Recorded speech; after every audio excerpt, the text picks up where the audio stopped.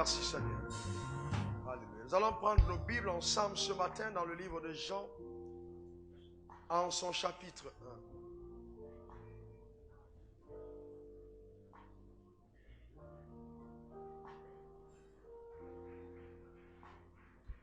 1. Vous y êtes, nous allons lire les versets 12 et 13.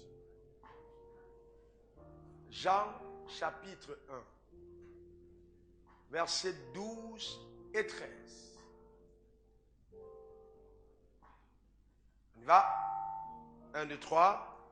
Mais à tous ceux qui l'ont reçu, à ceux qui croient en son nom, elle a donné le pouvoir de devenir enfants de Dieu, lesquels sont nés non du sang, ni de la volonté de la chair, ni de la volonté de l'homme, mais de Dieu.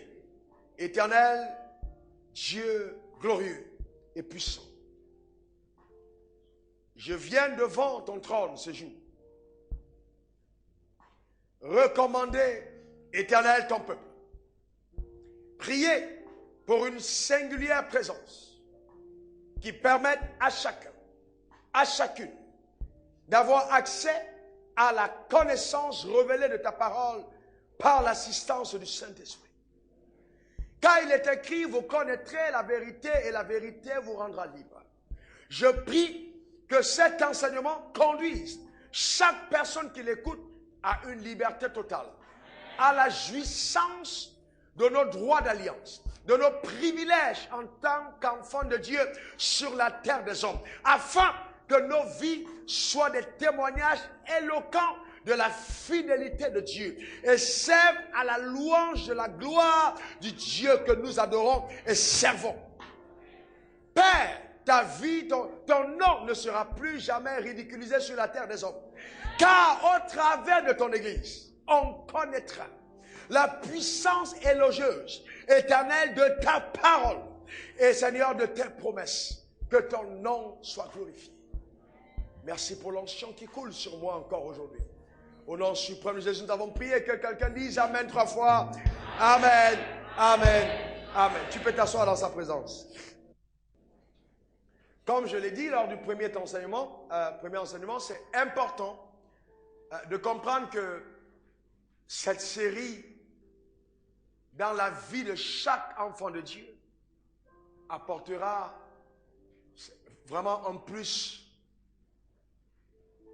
que vous ne pouvez pas évaluer juste comme ça. Parce que, vous savez, beaucoup d'entre nous dans le royaume des cieux, enfants de Dieu, ne jouissons pas de tout ce que le ciel nous réserve parce que nous sommes ignorants, n'est-ce pas, de la vérité de la parole de Dieu. Vous savez, c'est une autre chose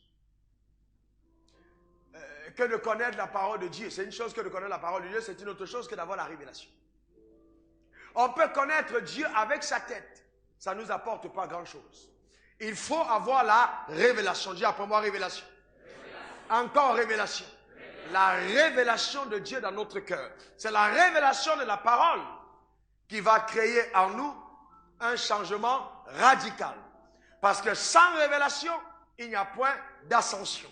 Donc la Bible dit, à ceux qui l'ont reçu, à tous ceux qui l'ont reçu, à ceux qui croient en son nom, elle a donné le pouvoir de devenir enfants de Dieu. Bien-aimés, nous parlons de la rédemption. Nous avons défini la rédemption comme étant, n'est-ce pas, le rachat, le salut, la délivrance, la libération et la restauration. Pendant longtemps, on a parlé de la rédemption sans identifier la rédemption à la restauration. Et je dis ceci, chaque fois qu'on évoque la restauration, on parle aussi de la destruction. Parce qu'on ne peut pas restaurer ce qui n'a pas été endommagé. Et quand on restaure, on ramène ce qui a été détruit à l'état initial.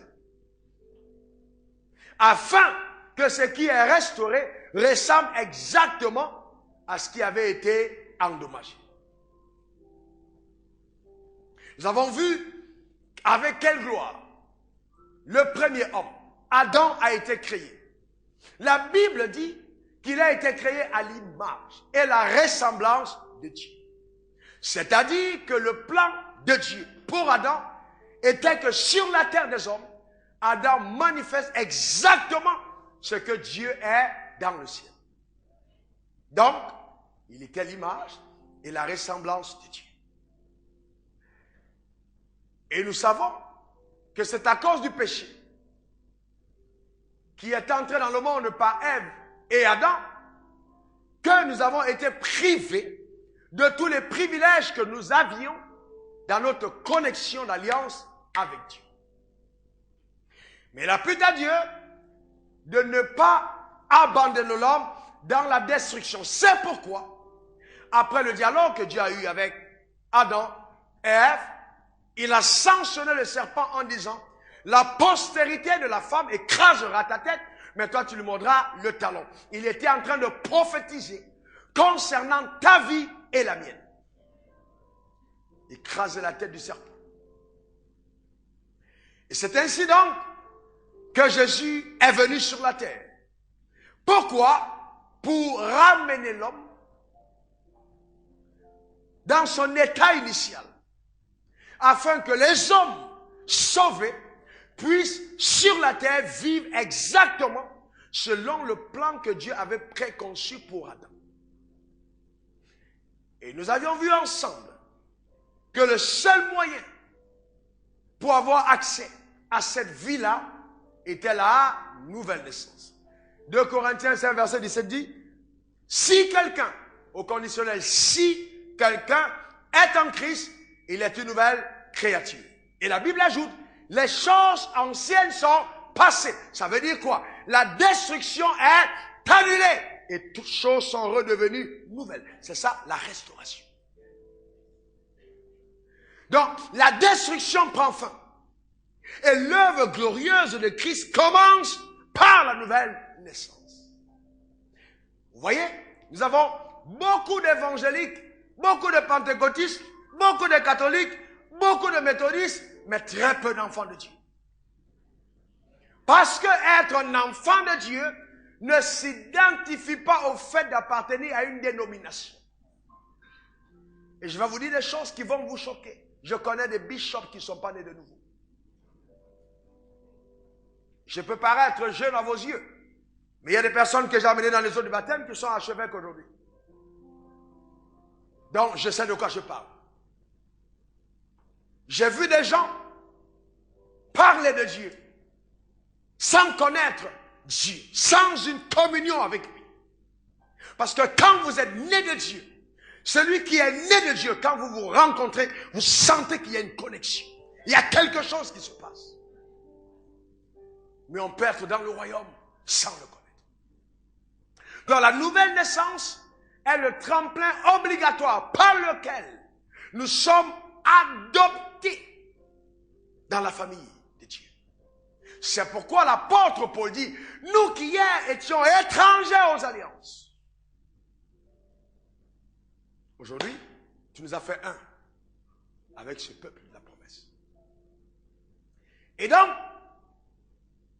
quand, vous voyez, ici, il est écrit dans Jean, à tous ceux qui l'ont reçu, vous voyez, tous ceux qui l'ont reçu, tout. Il n'y a pas d'exclusion. À tous ceux qui l'ont reçu, à ceux qui ont cru en son nom. Ceux qui ont reçu qui? Quoi? Ceux qui ont reçu la parole. Car la Bible dit au commencement était la parole. La parole était avec Dieu et la parole était Dieu. Cette parole s'est faite chair et est venue au milieu de nous pleine de grâce et de vérité. Elle est venue parmi les siens et les siens ne l'ont point reçue. Mais à tous ceux qui l'ont reçu, cette parole leur a donné le pouvoir de devenir enfants de Dieu. Je rends grâce à Dieu jusqu'à ma conversion. Les premières choses que le Saint-Esprit m'a enseignées, c'était justement de comprendre que je ne suis plus n'importe qui. Pourquoi? Parce que la Bible dit à tous ceux qui l'ont reçu, cette parole leur a donné le pouvoir de devenir. Ça veut dire qu'on ne peut pas devenir s'il n'y a pas eu un pouvoir. Oh, lève ta main droite et dis Seigneur, merci pour le pouvoir. Alléluia. Garde ta voiture là où tu es. Dis merci pour le pouvoir.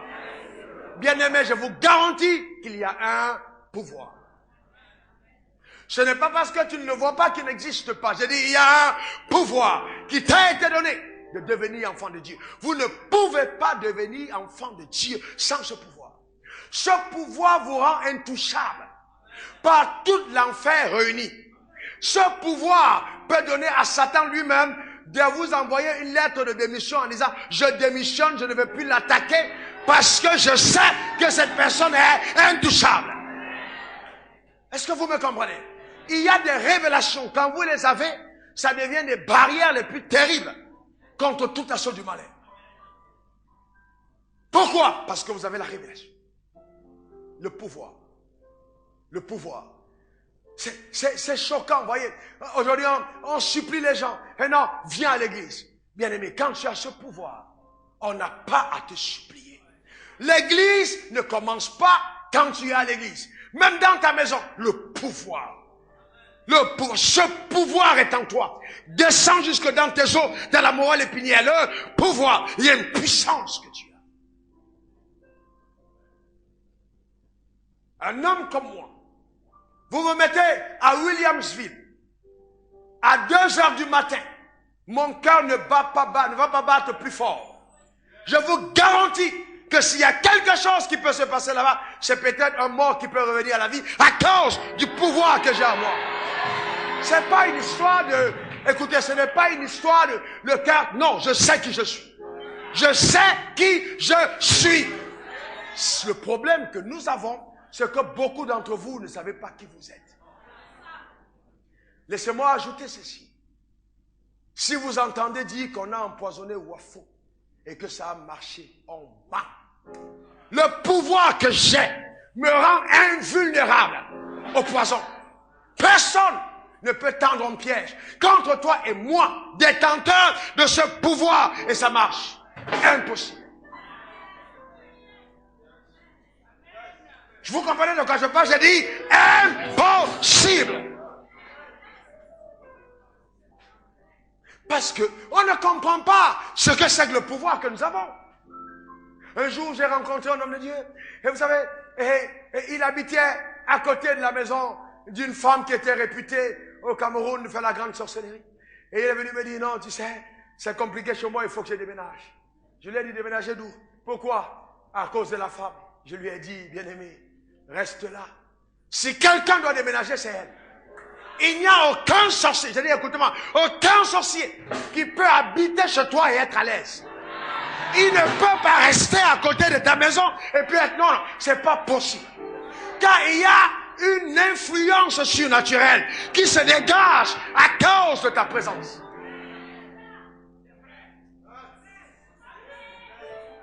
Vous savez, il faut avoir la révélation. Dis révélation. Encore révélation. Donc, il est important d'avoir la révélation de qui nous sommes.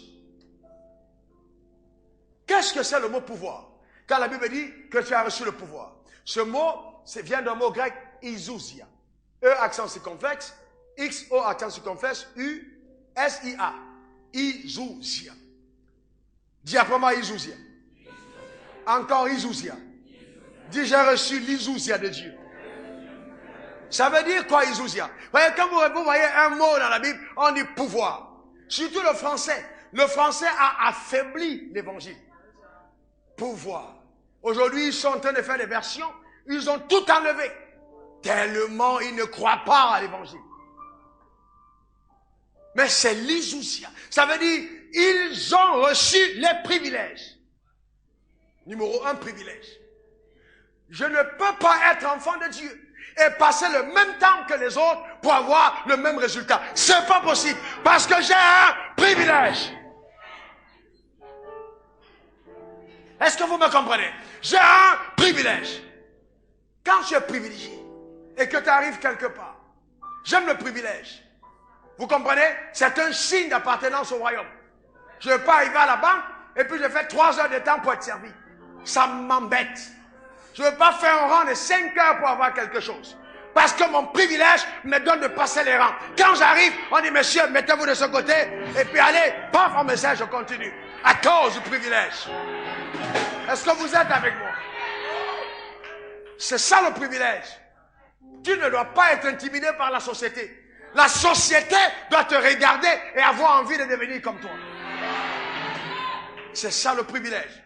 Vous avez déjà vu le fils d'un président de la République faire les mêmes efforts que les autres citoyens? Si c'est valable dans le naturel, à plus forte raison, Dieu qui a établi ces principes. Allez demander au propriétaire de la CIE d'aller couper l'électricité chez le fils d'Alassane. Dès qu'on va lui dire, c'est chaud, le fils va dire, s'il vous plaît, remettez ça. Il va même chasser les personnes qui l'ont fait, même si c'est lui qui avait donné l'ordre, pour se dédouaner. Il y a des privilèges quand vous les avez. Vous n'avez plus besoin de faire les mêmes efforts que les personnes qui croupissent sous la malédiction.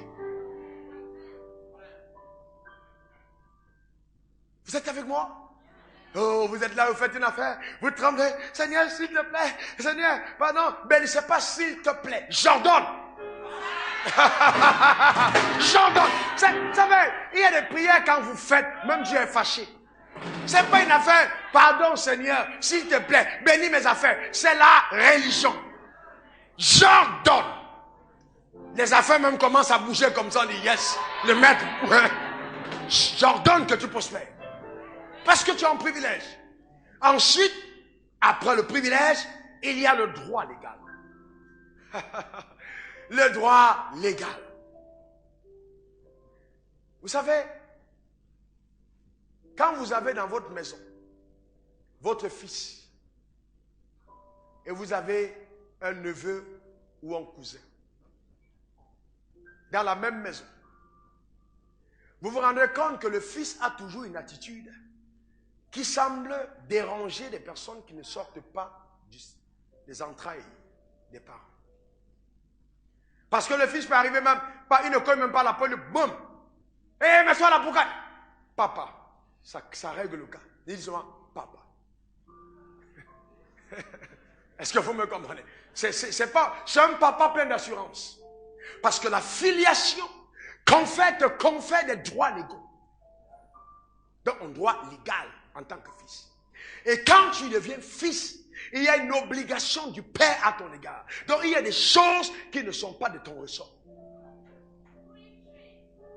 Le vrai problème, c'est que les enfants de Dieu veulent eux-mêmes fabriquer leur bénédiction, fabriquer leur couronne pour régner. Non, il y a des choses qui sont du ressort du ciel. Tu fabriques ton mariage, c'est toi-même qui convertis le gars, ou bien tu fabriques tout. Tu fabriques ta promotion, tu fabriques tout. Non, laisse Dieu, il y a un droit légal. C'est ça ton droit légal. Calme-toi. Dis à ton voisin, calme-toi. Tu as un droit légal. Personne ne peut le contester. Ensuite, la capacité. Oh là là là là là là. La capacité. On a besoin de recevoir le Zoé de Dieu. Cette capacité qui te donne de devenir un enfant de Dieu. Est-ce que vous savez que quand la vie de Dieu a touché votre cœur, il y a des choses dans lesquelles vous ne pouvez plus vous sentir à l'aise. C'est ça la capacité. Donc si tu reçois la capacité pour la vie de la sainteté, tu reçois l'incapacité pour la vie dans le péché. Tu perds tes forces. Vous avez déjà entendu quelqu'un dire, ah, heureusement que Jésus m'a changé. Sinon, si c'était avant, non, il n'y a plus la capacité. Amen. Ça, Dieu a dépouillé ça, il n'y a plus ça. Tu essayes même de faire. Tu veux même encore te mettre en colère, mais tu es dompté. La capacité t'a dépouillé de toutes ces choses. Alléluia. Amen. Oh, amen. Quel bonheur quand une femme rencontre un homme qui a été dompté par la capacité de Dieu. Il revient à la maison à 19h. Il dort à 23h. Il se réveille à 4h. Il chante des cantiques. La capacité l'a dompté. Ce n'est pas la loi. Est-ce que vous me comprenez? Ce n'est plus une maison où tu as des femmes qui sont comme... Il a dit, qui a boité, non. La capacité. Amen. Du ciel règle certaines situations. Oui, donc la capacité, l'autorité,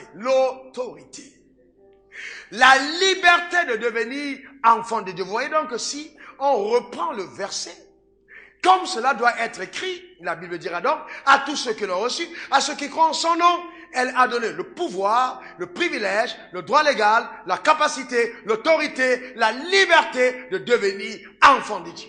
Ça change tout. Ça change tout. C'est pas simplement le pouvoir. Et c'est pour ça que vous voyez des gens, au nom de Jésus, quand la personne tombe, je suis fort. Non.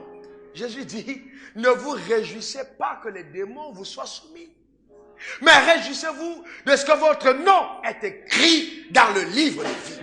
Donc, bien aimé, quand tu imagines un moment que Dieu a pris sa plume et il a écrit Wafo Zumgan Raoul dans son livre de vie, il a consigné dedans. C'est une nomination statutaire qui t'amène dans des dimensions d'héritage que tu ne peux même pas imaginer. Car il dit dans Jérémie 29 verset 11, je connais les projets que j'ai formés pour toi. Des projets de paix et non de malheur. Pour te donner un avenir et de l'espérance. Sans, écoute-moi bien, tu as de l'avenir. Oh, ton amen n'est pas... Tu as de l'avenir. Est-ce que vous me comprenez? Vous savez, je vais vous dire une chose. Ceux qui me côtoient le savent. Je reste dans mon bureau, je me regarde à la glace, à la douche. J'ai dit, wafo, tu as de l'avenir. Tu es un homme spécial. Tu es un homme avec la faveur du ciel. Je le déclare sur ma vie. Je me regarde moi-même. Et j'ai dit, non. Moi-même là, si j'étais une femme, c'est toi que je vais épouser. Car wafo, tu es juste spécial. Est-ce que vous me comprenez? Et j'ai compris une chose. Suivez-moi bien. Les gens qui ne s'aiment pas, n'aiment pas. Les gens qui ne s'aiment pas, n'aiment pas. La Bible dit, aime ton prochain comme toi-même. C'est parce que les gens n'ont pas d'amour pour ce qu'ils sont aux yeux de Dieu qu'ils n'aiment pas. David dit, je te loue de ce que je suis une créature merveilleuse. Et Dieu dit, ah, c'est un homme, c'est l'homme au cœur. Est-ce que vous êtes avec moi? Donc c'est important de le comprendre.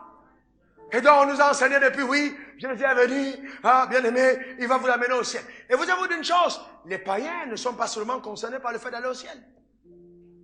Dites-moi, si Dieu vient te prendre, tu as été malade, tu as été pauvre, tu as été ridiculisé, il te sauve, 3 jours après il t'amène au ciel.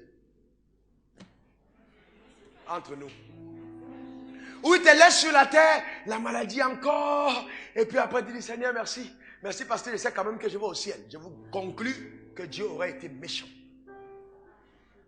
Il aurait pu attendre la fin pour venir te prendre comme le brigand à la croix et t'amener au ciel. Dieu ne peut pas te sauver uniquement pour t'amener au ciel. Ce serait un aveu d'échec de son plan lui-même. La rédemption n'aurait aucune valeur si notre salut ne nous conduit pas à la restauration. Aucune valeur. Donc, le plan de Dieu, c'est nous reconduire à l'état initial. Vous ne pouvez pas imaginer comment est-ce que Dieu, quand il regarde certains d'entre nous, il dit, mais vous êtes en train de m'insulter. Vous vous moquez de moi. Vous vilipendez mon salut. Vous le foulez aux pieds. Parce que vous attendez simplement le ciel. Alors que ce n'a jamais été mon plan pour vous.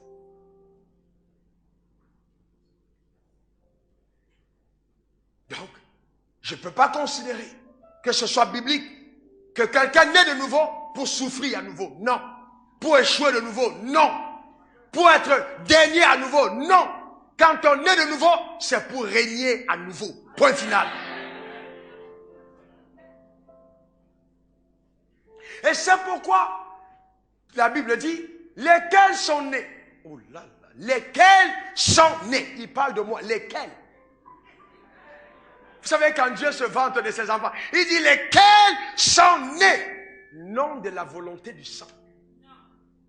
Quand on veut voir qui est vraiment ton père, quand le père conteste la paternité, on fait un test. À partir de ton sang, on détecte quelle est ta filiation.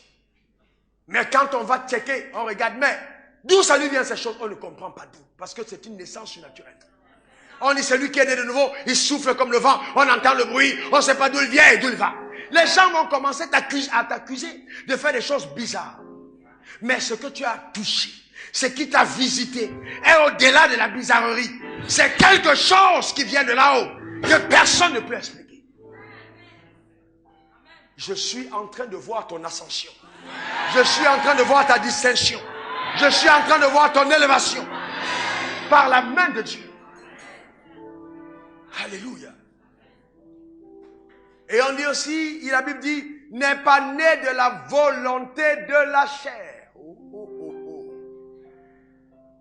Vous savez qu'il y a des gens dans cette salle dont le père n'a pas souhaité la naissance. Lui, il allait dans une relation de chair. Il n'était pas en train de calculer un enfant. Mais voilà que tu es né, sans qu'on ait calculé ta venue. Et souvent même, à cause de ta naissance, le père et la mère se séparent. Je veux plus. Non, non, non, non. Tu m'as piégé. J'ai entendu ça, tu m'as piégé. À cause de ça, toi et moi, on n'a plus rien ensemble. Et donc, une naissance qui peut causer des problèmes dans la famille. Mais il dit non, vous n'êtes pas né de la chair. Parce que dès que je vous ai engendré, le ciel a commencé à célébrer votre venue. Parce que vous êtes la conséquence d'un plan divin qui est en marche. C'est pour ça que la Bible dit, réjouissez-vous quand une seule âme se répand. Tu imagines qu'on a célébré au ciel le jour de ta nouvelle naissance. Les anges ont dansé de ce qu'on t'a racheté. Tu imagines ça? Et la Bible dit, tu n'es pas né de la volonté de l'homme. L'homme est limité. L'homme est limité. Tes parents peuvent dire, je vais l'envoyer à Harvard. Je vais l'envoyer faire des grandes écoles à la Saint-Cyr, X, Y. Mais ils perdent leur argent. Ils peuvent mourir même avant. C'était la volonté de l'homme. La volonté de l'homme n'aboutit pas toujours. Mais il conclut, mais de Dieu. Ça veut dire quoi? Ça veut dire celui qui vous a engendré est tellement responsable qu'aucune de ses paroles dites à ton égard ne tombera par terre sans s'accomplir. Il veille sur sa parole pour l'exécuter. Sa parole est oui et amen. C'est clair. C'est de cette naissance qu'il s'agit à ton égard. Donc arrête de te balader dans la rue avec les pieds qui traînent le sol comme si tu étais un accident qui allait se produire. Non! Dieu est avec toi. Dis à ton voisin, Dieu est avec toi. Encore, Dieu est avec toi. Vous savez, l'une des raisons pour lesquelles beaucoup d'entre nous ne marchons pas dans la dignité même de notre rédemption, c'est parce que nous ne comprenons pas la raison ou les raisons pour lesquelles Jésus est mort. La première raison, c'était pour ôter le péché. Je répète, pas pour ôter les péchés, mais le péché. Jean 1, verset 29. Voici l'agneau de Dieu qui ôte le péché. Car aux yeux de Dieu, il y a eu un péché qui a engendré le péché. Il ôte le péché du monde.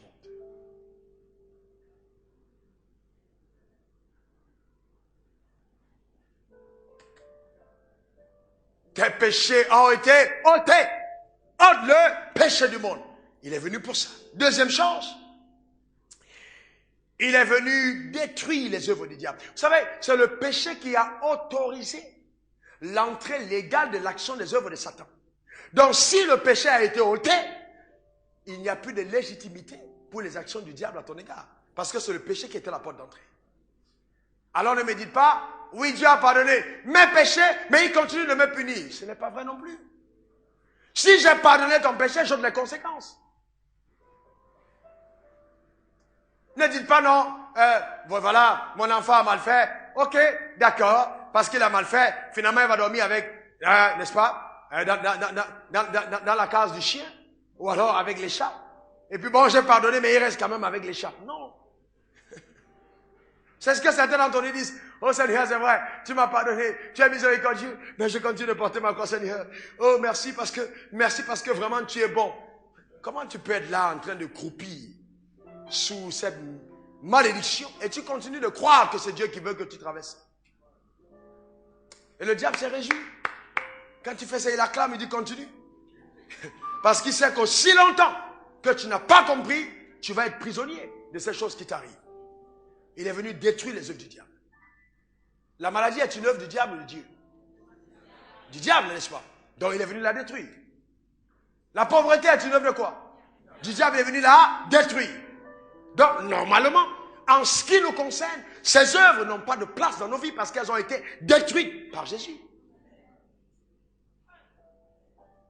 Donc ça n'a aucune légitimité. Est-ce que vous savez que vous pouvez arriver à votre porte et vous restez à la porte de votre portail, de votre maison, excusez-moi, et vous dites à votre maison, s'il y a n'importe quelle séquelle de pauvreté dans cette maison, je t'autorise maintenant de sortir. Sors! Parce que tu as été détruit à la croix. Prophétisez la gloire de Dieu dans votre maison. Parce que justement, Jésus a payé le prix pour vous.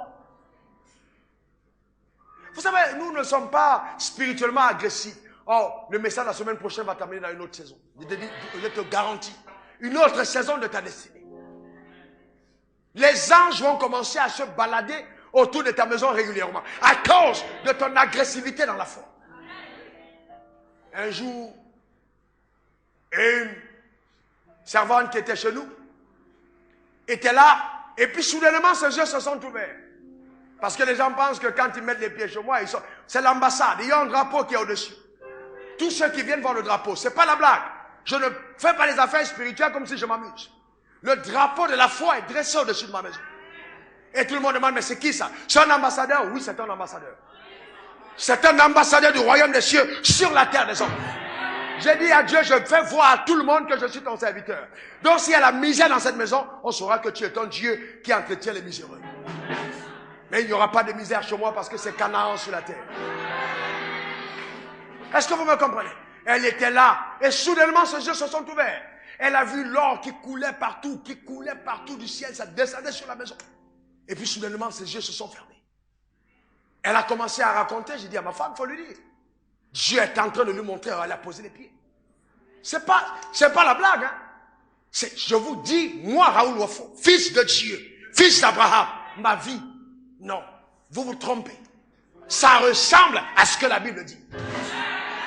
C'est pas une affaire de venir à l'église, lever les mains, trouver coup de patte. Non, non. Il faut que ça marche dans ma vie personnelle. Il faut que ça marche. Vous comprenez? Dis à ton voisin, ça doit marcher. Encore, ça doit marcher. Parce que troisièmement, Jésus est venu restaurer ta royauté. Dis, je règne à nouveau. Encore, je règne à nouveau. Et la Bible dit dans Apocalypse 5, verset 9 à 10, et il chantait un cantique nouveau. Oh my goodness. Il chantait un cantique. Tu as dit de prendre le livre et d'en ouvrir les sceaux, car tu as été immolé. Tu as racheté pour Dieu par ton sang des hommes de toute tribu. De toute tribu. De toute langue. Anglais, français, chinois, toute langue. De tout peuple. De toute nation. Tu as fait d'eux, une autre version dit, des rois et des prêtres pour Dieu. Et ils régneront sur la terre. Alors qu'est-ce que tu es? Un boucher ou un roi? Un planteur ou un roi? Écoutez-moi, tu peux être un roi planteur. Est-ce que vous me comprenez? Mais il faut comprendre que la royauté coule dans tes veines. Tu les as en toi. C'est dans tes veines. Et il y a une alliance royale en toi. Les gens ne comprennent pas que la richesse ne commence pas à l'extérieur, c'est de l'intérieur. Commence à te voir comme un roi. Sors le matin, habille-toi comme un roi. Coiffe-toi comme un roi. Parfume-toi comme un roi. Marche comme un roi. Est-ce que vous savez qu'il y a des choses qui vous arrivent seulement quand les gens vous regardent, on vous voit et puis on vous aime? Si quelqu'un me déteste, c'est un signe qu'il est attaqué par le diable. Est-ce que vous me comprenez? Et c'est la même chose pour toi. Si quelqu'un te déteste, il est oppressé. On ne peut pas te détester tant qu'on est avec Dieu. Parce que tu es un sacerdoce royal, une nation sainte, le fruit de Dieu. Et donc, écoute, si quelqu'un dit du mal de toi, I don't care. Je m'en fous. Est-ce que vous comprenez? C'est pas ce que les gens pensent, c'est pas ce que les gens disent qui change qui je suis. Dieu m'a restauré dans la royauté, car il est écrit, ils régneront sur la terre par Jésus-Christ, lui seul. Bien-aimé, t'as pas besoin de ta voisine qui est jalouse. Tu règnes par Jésus. Elle va grincer des dents. Elle va couper sa langue. Mais ton règne ne s'arrêtera pas. Tu règnes. C'est ça ta destinée. Oh non. Astor, on est toujours en train de dire les mauvaises choses de moi parce que je ne sais pas ce que j'ai fait. Oh, les mauvaises choses de... Bien-aimé, le royaume des cieux. Quand tu appartiens à ce royaume, tu déclenches une cohorte de jaloux. Il ne faut jamais l'oublier. Il devra avoir de la jalousie. Mais ce qui est intéressant, c'est que les jaloux ne peuvent jamais te toucher. Chaque fois que les gens parlent de toi, regardez bien ma position, et qu'ils parlent par derrière, c'est un signe que tu es déjà devant. Vous comprenez ce que je veux dire? C'est un signe que tu es déjà devant. Et ils veulent attirer ton attention pour que tu descendes à leur niveau. C'est pas la peine de descendre à ce niveau. Continue ta marche. On parle pas derrière. Est-ce qu'on parle pas derrière? On ne te tourne pas pour aller dire, oui, qu'est-ce qu'ils disent? Qu'est-ce qu'ils pensent? Tu es trop grand. Tu es trop grand. Le roi ne descend pas au milieu du peuple pour dire, qu'est-ce que les gens pensent? Non. Quand tu es au top, au sujet, en haut, tu deviens le sujet de conversation. Qui de vous n'a pas parlé d'un chef d'État? Est-ce qu'il est venu dans votre maison pour écouter? Pourquoi vous parlez de lui? Parce qu'il règne. Certains d'entre vous ont ressuscité tel, ont tué un tel, mais ils sont là. Quand on dit, il faut le discours, même quand tu le critiques, tu viens, tu l'écoutes, tu dis, est-ce que ce qu'il dit là, c'est vrai? Mais tu l'écoutes quand même. Dans ta maison, il parle, tu l'écoutes. C'est ça la royauté. Tu es positionné. Les gens te regardent. La Bible dit que tu es semblable à une maison bâtie sur une colline dont les gens te regardent. Bien-aimé, je ne crois pas à une vie d'enfant de Dieu où on est éteint. Je ne crois pas. Un enfant de Dieu doit être visible. La visibilité. Quand on doit être visible, la lumière. Quelqu'un dira, oui, Wafo, c'est normal. Tu parles parce que tu es milliardaire, tu es riche. Ça n'a rien à voir. Ça n'a rien à voir. Je vous garantis, rien à voir. Vous savez que quand j'habitais ici à Dia, ma maison coûtait 90 000. Quand je sortais le matin, tous les jeunes du quartier se mettaient au truc pour voir comment j'allais monter. Je vous garantis, allez vous demander. Quand je sortais, ils étaient là, ils s'appelaient, où il est là, il sort. Parce que j'étais étrange pour eux. Voyons un gars qui est toujours souriant, toujours tout beau, qui marche avec assurance, qui sait qu'il va quelque part. Ça étonnait les gens. Vous comprenez? C'est pas une question de voiture. On peut rouler dans une voiture, mais être un parfait esclave. Il n'y a pas des gens qui gardent les voitures, commencent à se masturber. Il y a des gens qui gardent les voitures et puis s'en vont avoir des relations avec des fous. Vous pensez que ça c'est la royauté? C'est la misère. C'est la misère. Mais quand tu te couches la nuit et tu dors, et qu'aucun démon ne peut franchir ta porte, quand tu as la paix des yeux, voilà le vrai miracle. C'est ça la royauté. Dis à ton voisin, je suis condamné à régner. Encore, je suis condamné à régner.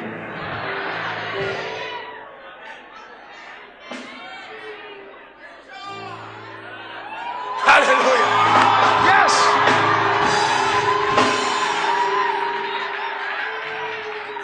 Tu ne peux pas, écoute-moi bien, et t'asseoir sous des enseignements comme ceci et mourir anonyme. C'est pas possible.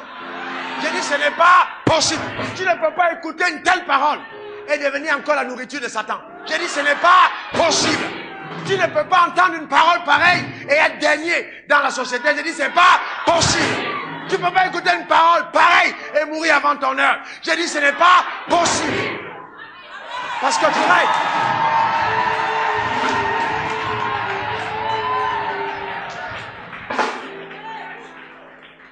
Asseyez-vous.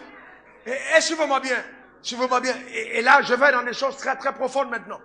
Vous voyez, nous devons comprendre le triomphe par le sang et par la résurrection. Deux choses. Le sang et la résurrection. Le sang a été le témoignage, a été le gage, ou je dirais même ce qui a été payé, n'est-ce pas, pour nous libérer de l'oppression. Le sang. Apocalypse 2, verset 10 dit, ils l'ont vaincu à cause du sang. Donc, le sang a été la rançon payée. Le sang a payé la rançon. Le sang t'a libéré. de toute captivité. Tu as vaincu à cause du sang de l'agneau et à cause de la parole de leur témoignage. Et Colossiens 2, verset 14 à 15 dit, il a effacé. Oh là là, j'aime ce texte. J'ai connu ce texte 3 mois à peu près après ma conversion. Ça m'a beaucoup aidé. Il a effacé l'acte dont les ordonnances nous condamnaient et subsistaient contre nous. Condamner, c'est à quel temps? Passé ou présent? Passé ou présent? L'acte dont les ordonnances nous condamnaient. Donc, c'était au passé. Et subsistait, c'est au passé. Il a détruit en le clouant à la croix. Il a dépouillé les dominations des autorités et les a livrées publiquement en spectacle en triomphant d'elles par la croix. Voici, nous avons ici un grand magistrat parmi nous. Je vous pose une question. Demandez au magistrat. La condamnation n'est possible que parce qu'un code pénal existe et qu'une infraction a été constatée. Donc si maintenant vous arrêtez quelqu'un et qu'il n'y a pas de code pénal pour le juger, on va le libérer. Parce qu'on ne peut pas te condamner tant qu'il n'y a pas de code pénal. Jésus est venu et il a détruit. En disant, à partir d'aujourd'hui, aucun jugement ne peut être rendu à l'égard de mes enfants. Ça ne sera plus jamais à quelqu'un de les juger. Je détruis cela. Ça, la Bible dit, qui accusera les élus de Dieu? Qui nous condamnera? Personne. Pourquoi? Parce que Jésus a payé le prix. Donc, en effaçant l'acte dont les ordonnances nous condamnaient, il a totalement libéré les enfants de Dieu que nous sommes de l'oppression de la malédiction. Je touche un problème profond. Chaque fois qu'un noir échoue, il attribue cela à un démon. Laissez-moi ajouter que si les démons sont capables d'hypothéquer votre destinée, vous n'avez pas le même Jésus que moi. Parce qu'un enfant de Dieu est inattaquable par les puissants des ténèbres. Ils peuvent l'attaquer, mais ils ne peuvent pas triompher de lui.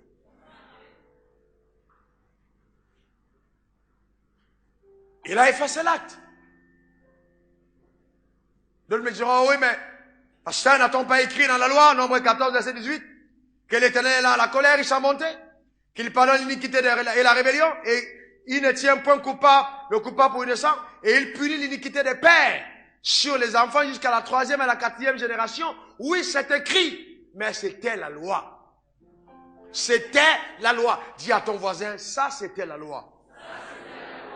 Dans l'ancienne alliance, la malédiction allait de père à fils et de fils à fils, de la 3e à la 4e génération. C'était normal.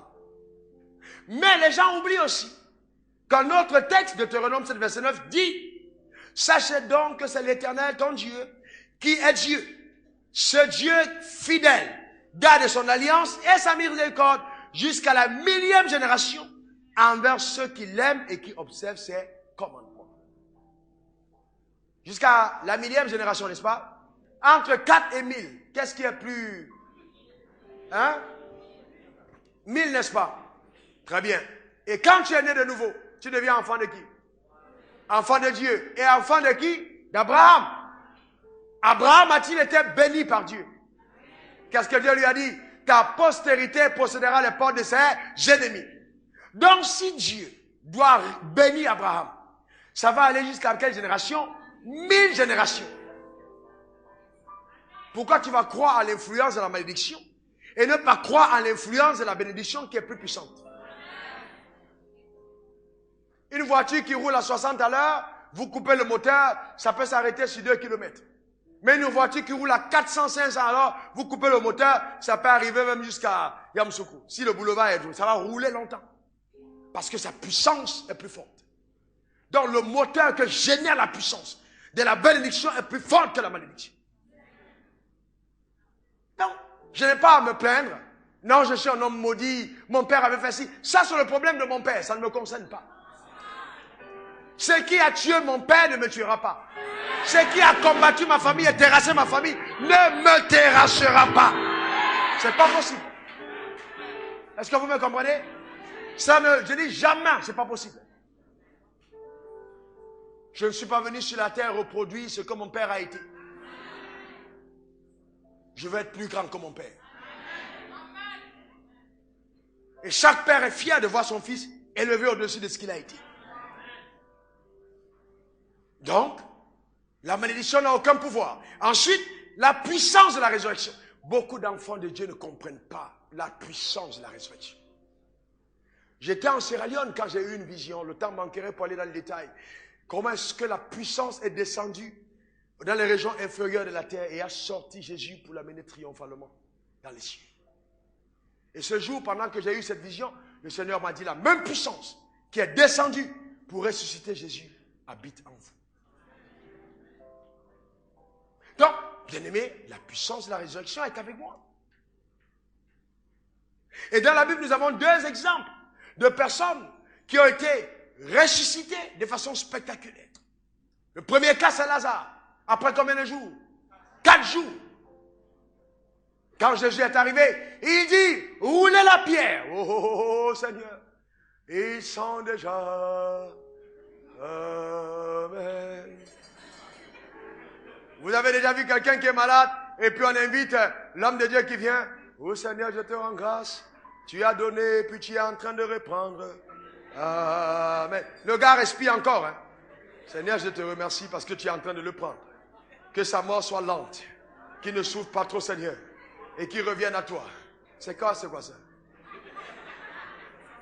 Vous voyez? Comment tu peux avoir la foi pour enterrer les gens? Aussi longtemps que quelqu'un est encore en vie, il y a encore de l'espoir. Je déclare sur ta vie que même si la situation était morte, la puissance de Dieu peut ramener cela à la vie. 4 jours plus tard, Jésus a souri. Il lève les mains vers le ciel et dit, Dieu, je sais que tu m'exauces toujours. Lazare, sors! Lazare était bandé. Cette parole était terrible. Et je suis convaincu que si Jésus n'avait pas dit Lazare et qu'il avait dit sors, ça allait être mauvais. Parce que quand il a dit sort, tous les morts qu'il y avait dedans allaient sauter pour sortir. Mais il a précisé, cette parole est pour Lazare. On peut être ici et on parle, mais il y a une parole qui est pour quelqu'un. Je déclare sur ta vie, par la puissance de Dieu. Alléluia. Lazare sort. Et Lazare est sorti les 2 pieds liés. C'est un beau spectacle. Il marchait comme ça. Il est lié. Jésus regarde. Et les gens regardent. Vous savez qu'à cause de Lazare, beaucoup ont cru en Jésus. La Bible dit. Jésus dit, déliez-le. Laissez-le aller. Les hommes sont venus.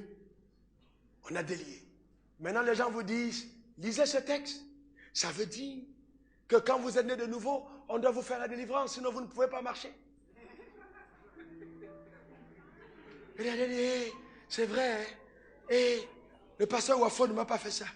Et vous voyez des gens, ils vont, les êtres humains aiment ça. Ils vont, on dit, couche-toi par terre. C'est couche par terre, mettez-vous par terre. À 1h du matin, on va vous réveiller. Mettez-vous par terre. Tapez les mains sur le sol. Et ils sont contents. Ah, ils savent que la Dieu est en train d'agir. Je dis. Et souvent, ce qui m'étonne, c'est des hommes instruits, des hommes d'un certain âge, lettrés. Ils vont dans des histoires. Vous comprenez ce que je veux dire? Un autre jour, j'ai vu un autre gars qui vient là. Il dit, oh, Saint-Esprit, saisis-le, amène-le ici. Je dis, hey, maintenant, le Saint-Esprit va te donner. Il fouette les gens à l'église. Les gens, non, c'est le Saint-Esprit qui fouette. Et puis les gens, ah, pasteur, merci beaucoup. Ah, le Saint-Esprit m'a fait du bien. Est-ce que vous comprenez?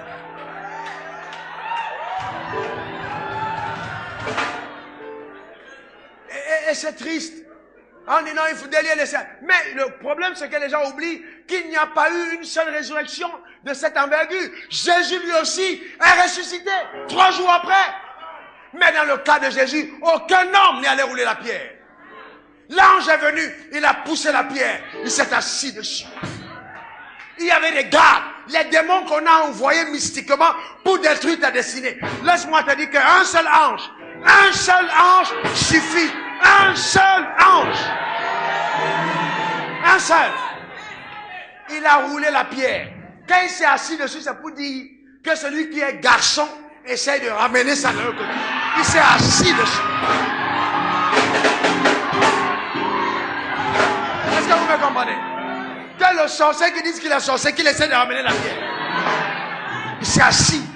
Et puis il a observé. Il dit, venez voir, alors voir faire ce que vous voulez faire. Et il dit, venez. Celui que vous cherchez, allez voir dedans. Il est déjà sorti. Les lianes sont par terre. Qui l'a détaché? Dieu sait achever ce qu'il commence.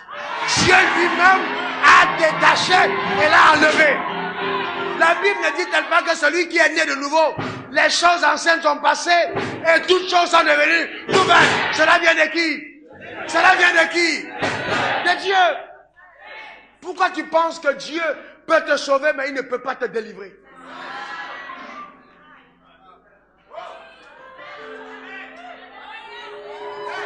Vous savez, c'est un problème.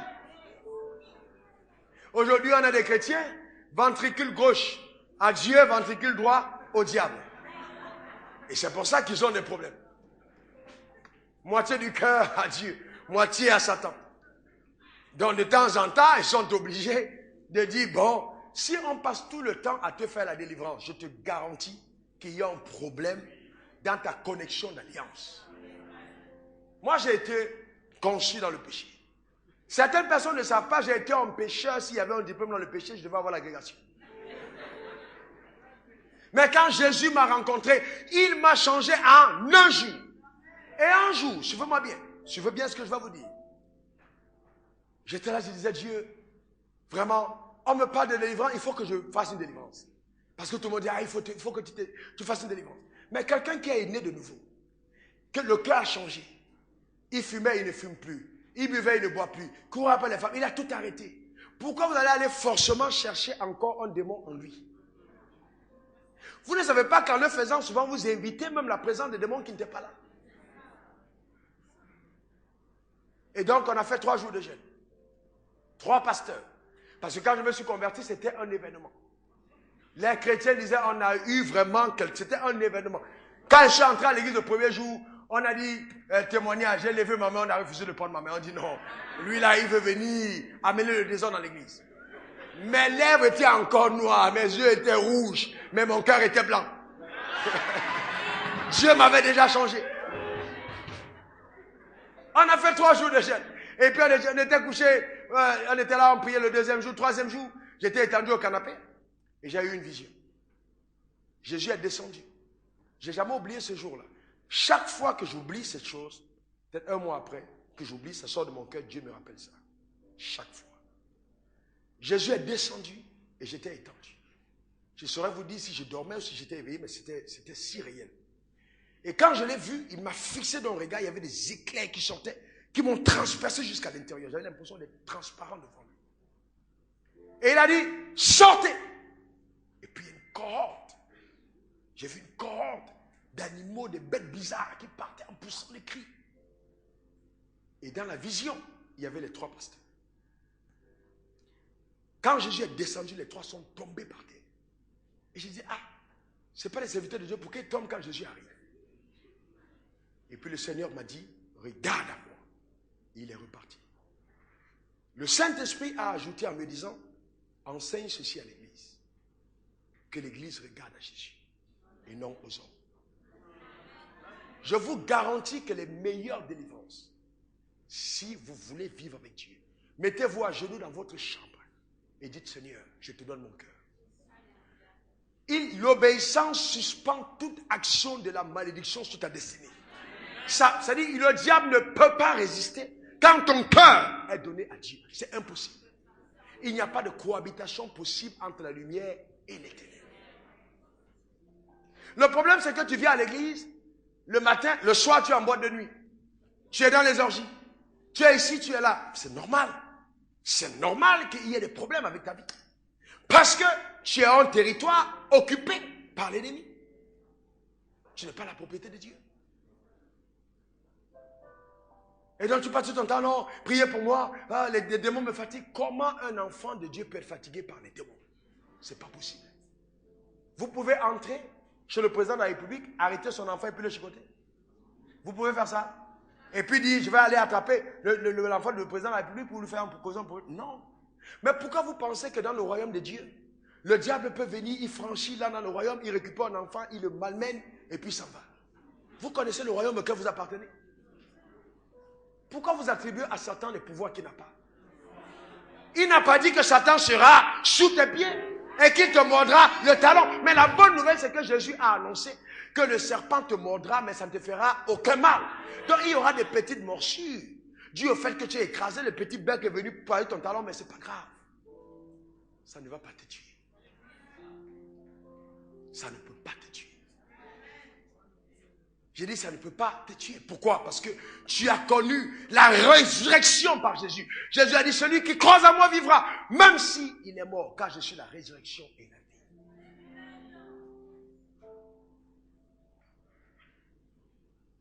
Voilà.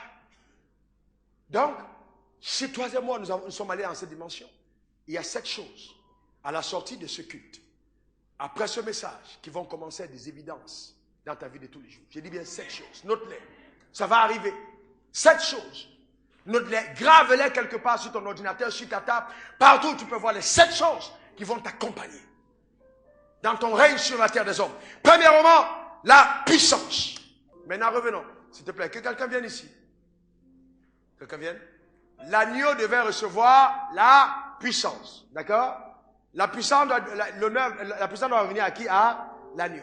Mais l'agneau a accepté de prendre la place du pécheur et le pécheur prend sa place. Donc ce qui doit revenir à l'agneau Jésus est donné à toute personne qui croit en son nom par la substitution. D'accord? Alors, la puissance est l'une de ces choses qui t'est donnée par la nouvelle naissance. La deuxième chose, la richesse. La richesse. La richesse vient de Dieu, bien-aimé. Ensuite, la sagesse. Ésaïe 11, verset 2. L'Esprit de l'Éternel reposera sur lui. Esprit de sagesse et d'intelligence. Il y a la sagesse. Donc, il y a aussi la sagesse. Et l'intelligence. Quand vous m'écoutez parler, vous dites, quelle sagesse. Je confessais ça, c'est mon héritage. Je suis un homme sage. Même les rois, les chefs d'État, les dignitaires, les gens élevés, consultent cette sagesse. Écoutez-moi bien. Soyez une borne du royaume de Dieu, là où vous êtes. Qu'au travers de vous, la sagesse de Dieu soit connue.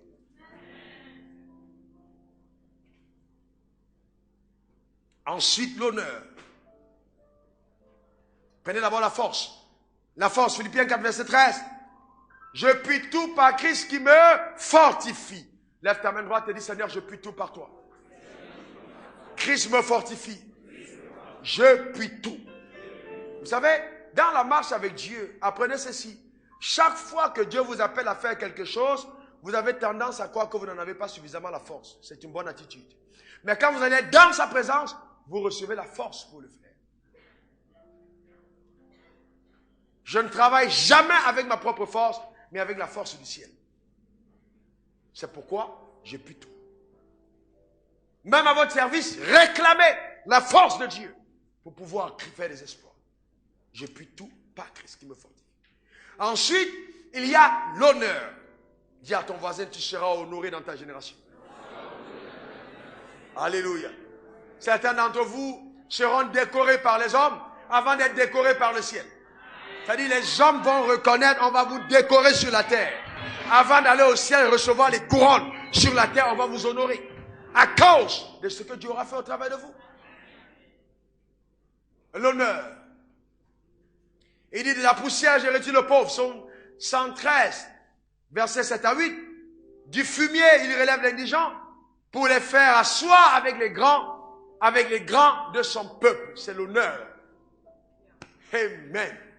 L'honneur. Il y a certains moments, je me retrouve dans des milieux, et quand le Saint-Esprit me rappelle là où il m'avait pris, je dis seulement, Seigneur, merci. Est-ce que vous me comprenez? Je dis merci. Pourquoi? L'honneur. Quand tu marches avec Dieu, que tu l'honores dans ta marche, il va finir par t'honorer toi-même devant les hommes. Il va te donner d'avoir de l'honneur. Les hommes vont t'honorer. Ça n'a rien à voir avec l'orgueil. Non, non, non, non. Non, on peut être honoré et rester humble. L'humilité n'est pas de s'asseoir sur un banc alors qu'on t'a réservé un fauteuil et une couronne. La vraie humilité, c'est d'accepter sa place.